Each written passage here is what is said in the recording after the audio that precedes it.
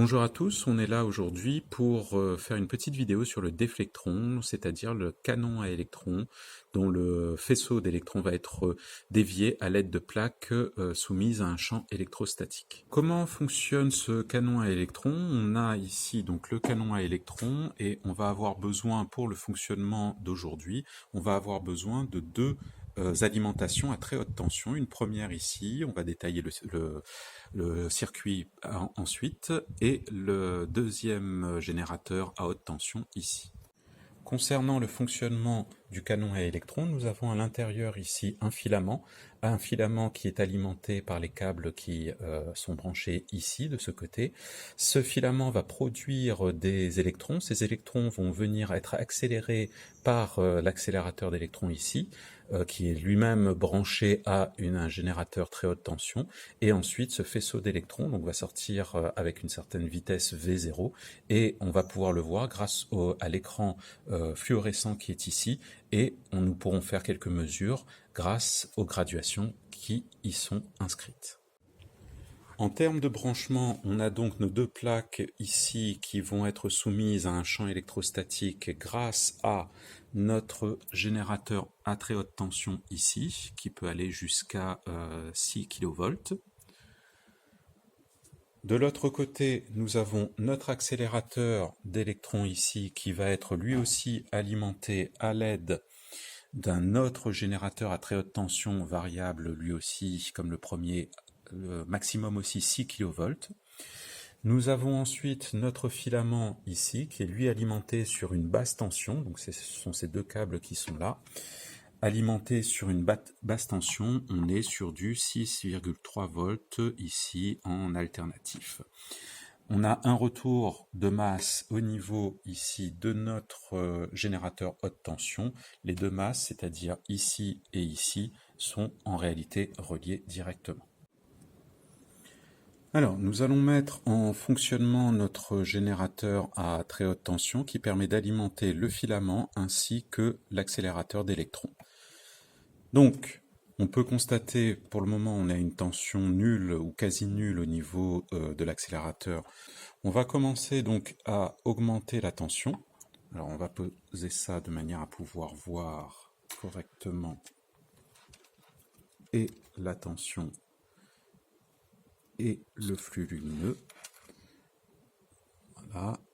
Donc, on augmente, on continue d'augmenter, on commence à apercevoir au niveau de notre écran fluorescent un faisceau d'électrons de couleur bleue ici. On va augmenter la tension, voilà, tout doucement, délicatement. Voilà, on va s'arrêter à 4,95 kV. Et donc on peut voir à l'intérieur notre faisceau d'électrons. Donc nous voici à nouveau dans une pièce un peu plus sombre, bon pas complètement tout à fait, mais on peut peut-être un peu mieux voir encore notre faisceau d'électrons ici. Donc nous avons notre canon à électrons qui est alimenté sous une tension de 4,96 kV, ce qui va nous permettre de calculer la vitesse initiale des électrons en sortie du canon à électrons. Et cette vitesse initiale, donc notre V0, va nous permettre d'obtenir l'équation de trajectoire des électrons. Donc on a des particules qui sont émises du canon à électrons, qui arrivent au niveau de l'écran ici, dont on voit la trajectoire pour le moment. Ici, nous avons une tension entre nos deux plaques en haut et en bas qui est pour l'instant nulle. On va donc augmenter cette tension de manière à créer un champ électrostatique et voir quelle déviation cela inclut à l'intérieur donc de notre déflectron. Donc on commence à augmenter notre tension et on constate donc que le faisceau d'électrons est dévié. Ici dévié vers le haut, la plaque qui est en haut est reliée directement à la borne positive de notre générateur. Un électron étant chargé négativement, il va avoir tendance à être attiré par la borne positive de notre plaque. Donc on a une accumulation d'électrons sur la plaque du bas, créant un champ électrostatique et par effet miroir, donc on a un déficit d'électrons au niveau de notre plaque du haut. Alors on reste sur ici donc des tensions qui sont élevées. Ça pourrait être un bon exercice de se dire voilà, quelle est la tension qu'il me faut avoir entre ces deux plaques pour avoir une déviation de 1 cm. Donc quelques valeurs, sinon cet exercice ne peut pas être fait. On a une plaque ici fluorescente qui fait une longueur de 9 cm. Donc on a 9 cm entre le début ici de notre plaque et la fin ici de la plaque. Pour ce qui est de la distance entre les deux plaques et créant le champ électrostatique, on est à 52 mm.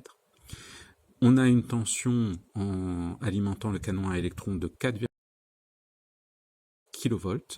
Donc on pourrait faire les calculs de manière à déterminer quelle est la tension aux bornes de ces deux plaques créant le champ électrostatique. Voici donc la réponse, la valeur. On va aller voir tout de suite sur notre générateur à haute tension. On est sur une tension d'environ 1,4 kV.